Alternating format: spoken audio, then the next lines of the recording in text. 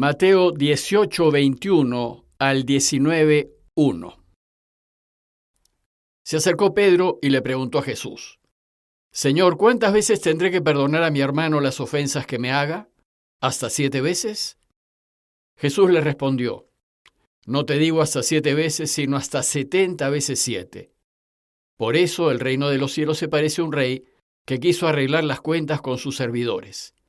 Comenzada la tarea, le presentaron a uno que debía 10,000 talentos. Como no podía pagar, el rey mandó que fuese vendido junto con su mujer, sus hijos y todo lo que tenía para saldar la deuda. El servidor se arrojó a sus pies diciéndole: Dame un plazo y te pagaré todo. El rey se compadeció, lo dejó ir y además le perdonó la deuda. Al salir, este servidor encontró a uno de sus compañeros que le debía 100 denarios y tomándolo del cuello hasta ahogarlo le dijo: Págame lo que me debes. El otro se arrojó a sus pies y le suplicó: Dame un plazo y te pagaré la deuda. Pero él no quiso, sino que lo hizo meter a la cárcel hasta que pagase lo que debía. Los demás servidores, al ver lo que había sucedido, se apenaron mucho y fueron a contarlo a su señor. Este lo mandó llamar y le dijo: Miserable, me suplicaste y te perdoné la deuda. ¿No debías también tú tener compasión de tu compañero, como yo me compadecí de ti? E indignado, el rey lo entregó en manos de los verdugos hasta que pague todo lo que debía. Lo mismo hará también mi Padre Celestial con ustedes, si no perdonan de corazón a sus hermanos. Cuando Jesús terminó de decir estas palabras, dejó la Galilea y fue al territorio de Judea, más allá del Jordán.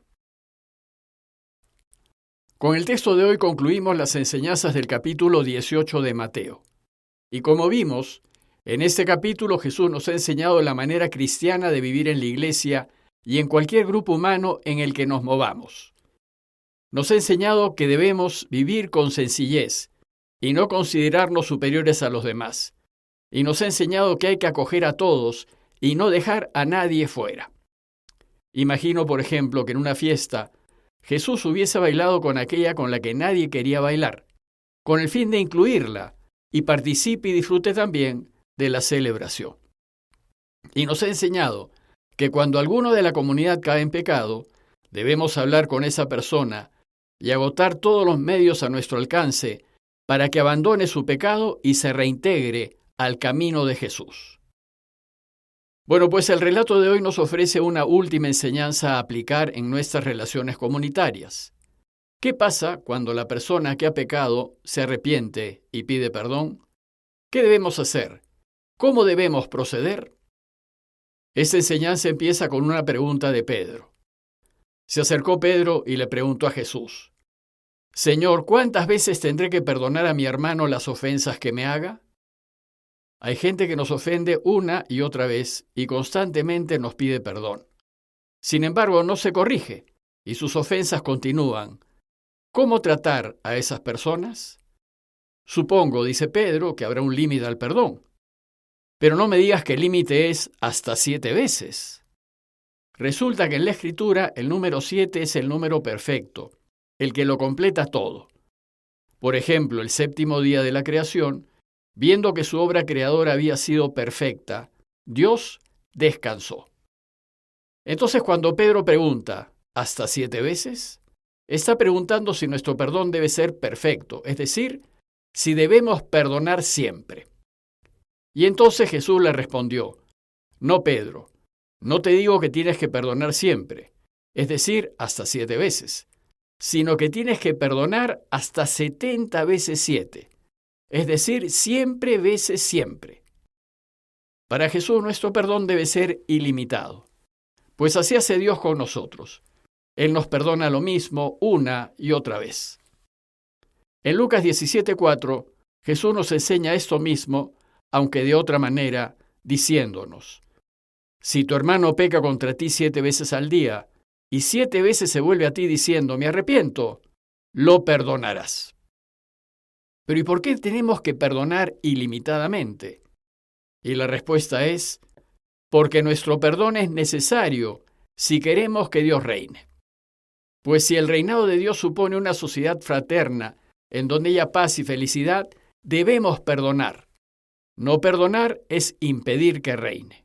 Y si no perdonamos, nos volvemos un obstáculo y un impedimento para que este mundo sea mejor. Entonces, a fin de que entendamos el extremo del perdón, Jesús nos cuenta una parábola. Y la parábola empieza diciéndonos que el reino de los cielos se parece a un rey que quiso arreglar las cuentas con sus servidores. Aquí, el rey representa a Dios. Y a Dios le debemos absolutamente todo lo que somos y tenemos, desde la vida, pasando por la familia, los amigos, la salud, los dones que tenemos, los bienes, etc. Y los servidores somos nosotros. Y así como se comporta el rey con sus servidores, así se comporta Dios con nosotros. Ahora bien, para que Dios pueda reinar, no pueden existir cuentas pendientes. Nadie le debe deber a nadie. Recién cuando ninguno tenga deudas con los demás, entonces habrá justicia y será posible lograr una sociedad verdaderamente fraterna y pacífica. Pues la justicia está a la base de la paz. Sin justicia no es posible la paz. Dice entonces la parábola que, comenzada la tarea de cobrar, le presentaron al rey a uno que le debía 10.000 talentos. ¿Cuántos son 10.000 talentos? Bueno, pues un talento equivale a 6.000 denarios, y un denario es el jornal diario de un obrero peón.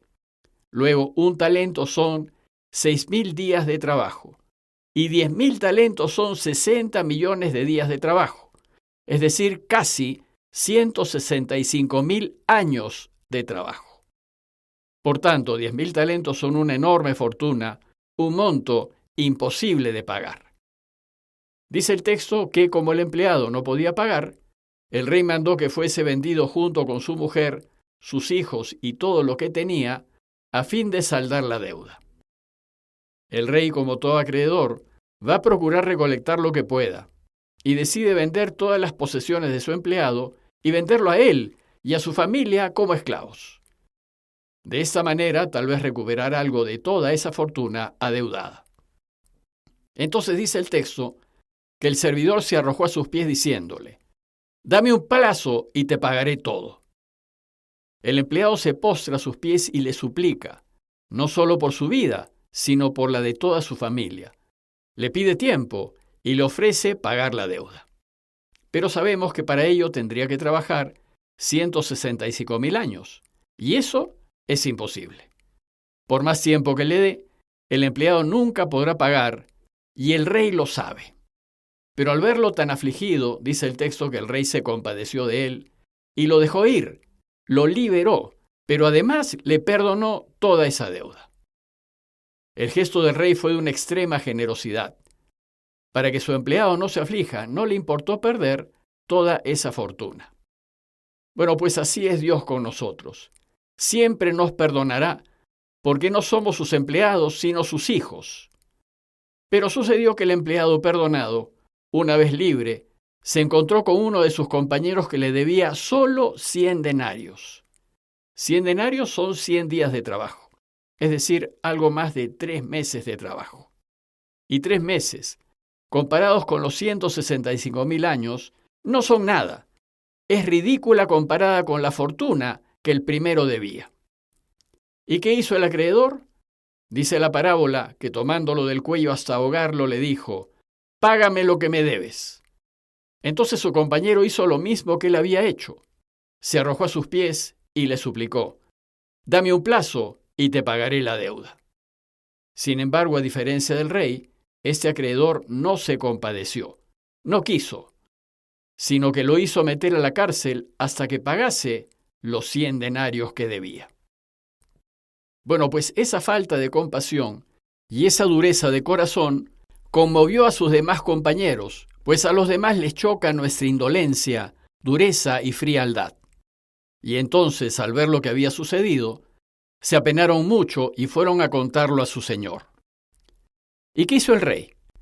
Lo mandó llamar y le dijo: «Miserable, me suplicaste y te perdoné toda aquella deuda solo porque me lo pediste. ¿No debías también tú tener compasión de tu compañero, como yo me compadecí de ti?» Dios Padre llama miserable, desdichado e infeliz aquel que no es capaz de compadecerse ni perdonar, De esta manera nos enseña que quien no perdona nunca será feliz. Entonces dice el texto que indignado el rey lo entregó en manos de los verdugos hasta que pague todo lo que debía. Dios se indigna ante la dureza de nuestro corazón.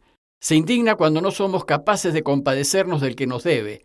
Se indigna cuando le exigimos al otro lo que no queremos que nos exijan a nosotros. La parábola concluye con la enseñanza que debemos aprender. Pues dice, lo mismo hará también mi Padre Celestial con ustedes si no perdonan de corazón a sus hermanos. Es decir, Dios nos alejará de su lado si no nos compadecemos y no perdonamos, y tratará nuestras deudas de la misma manera como nosotros tratamos las deudas de aquellos que nos deben.